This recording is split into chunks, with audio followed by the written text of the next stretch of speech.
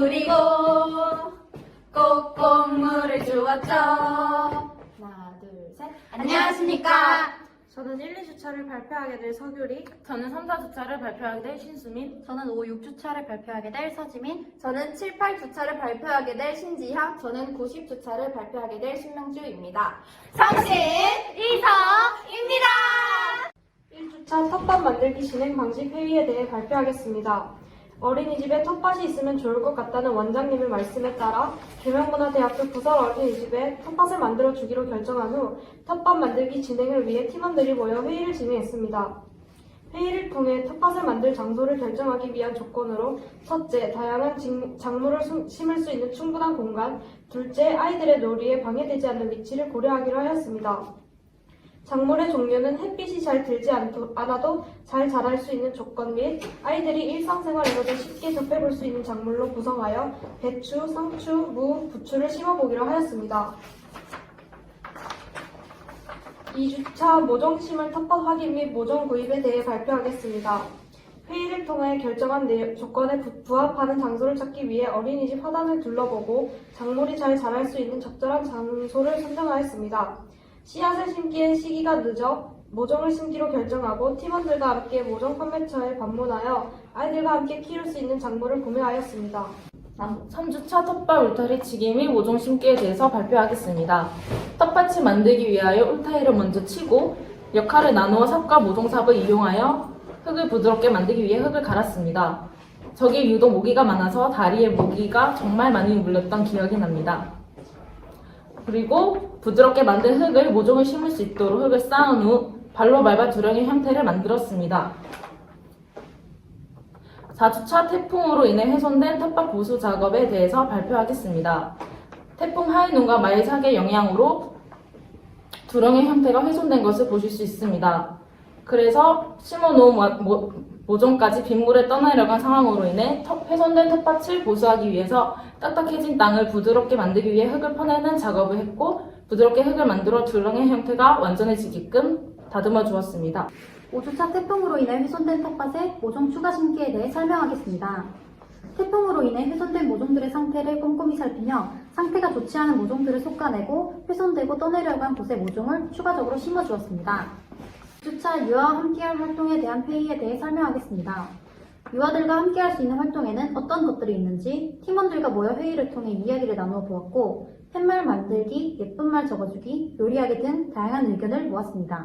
7주차 유아들과 이야기 나누기에 대하여 발표하겠습니다. 저희는 계명어린이집 유아들과 함께 우리가 심은 작물이 건강하게 자라기 위해서 필요한 것이 무엇이며 우리가 할 수 있는 일은 어떤 것이 있을지 이야기를 나누었습니다. 그리고 잘 자라고 있는 작물을 낯선 사람이 와서 뽑아가지 못하게 하는 방법에는 어떤 것들이 있을지 자유롭게 이야기하며 팻말 만들기 활동으로 자연스럽게 유도를 하였습니다. 유아들은 귀신이 지켜보고 있어요, 신비 아파트 고스트 볼이 있어요 등 여러 가지 자신의 의견을 말해주었습니다. 이 의견을 바탕으로 다음에 만날 때는 팻말 만들기와 예쁜 말 적어보기 활동을 해보자고 유아들에게 말해주었습니다. 8주차 유아들과 함께 팻말 만들기 활동 진행에 대하여 발표하겠습니다. 저희는 이야기 나누기 시간을 통해 결정된 팻말을 만들기 위해 유아들과 함께 문구 선정을 위한 이야기 나누기를 진행하였습니다. 그렇게 우리는 유아의 의견을 모아 어떤 문구를 작성하면 좋을지 자유롭게 이야기를 하였습니다. 유아들 각자 생각하는 여러 문구를 다 넣으면 좋겠다고 생각하여 우리는 유아들에게 도화지를 각각 한 장씩 나누어 주어 자기가 적고 싶은 문구를 작성하도록 도와주었습니다. 그래서 우리는 유아들과 함께 새로운 우리들만의 팻말을 만들었고 활동이 다 끝나고 유아들이 텃밭에 가서 직접 팻말을 꽂아보고 작물에게 물도 직접 주고 다 같이 작물에게 예쁜 말 해주기 활동도 하였습니다. 또 처음보다 훨씬 무성해진 작물들을 보고 이야기 나누는 시간을 가지며 마무리하였습니다. 9주차 유아들과 팻말 만들기 활동에 대한 이야기 나누기에 대해 설명하겠습니다. 유아들과 팻말 만들기 활동을 하고 나서 자신의 느낀 점과 소감을 한 명씩 이야기해보는 시간을 가졌습니다. 유아들과 소통하면서 우리가 생각하지 못했던 귀여운 대답들과 기발한 생각들을 통해 유아들의 때묻지 않은 수수함을 느껴볼 수 있었습니다. 특히 귀신이 살고 있다는 의견으로 팻말 문구로 정화를 하였지만 사람들이 놀라서 뒷걸음질 치다가 작물을 밟아버릴 수도 있다는 의견을 듣고 우리 모두 예상하지 못한 답변이라서 놀랬고 너무 예쁜 유아들의 마음에 한 번 더 놀랐습니다. 이번 활동을 하면서 좀 더 다양한 재료들을 사지 못해서 아쉬웠고 유아들의 답변에 적극적인 리액션을 해주지 못한 것 같아서 아쉬웠습니다. 그리고 유아 중심 활동으로 진행하려고 하였는데 마음처럼 되지 않은 것 같아서 아쉬웠습니다. 이번 활동을 통해 어떻게 하면 유아 중심으로 잘 활동할 수 있을지에 대해 생각해 보았고 코로나19로 인해 마스크를 쓰고 해야 해서 답답했지만 유아들과 직접 가까이서 이야기해보고 유아들의 생각을 들을 수 있어서 뜻깊은 시간이었습니다.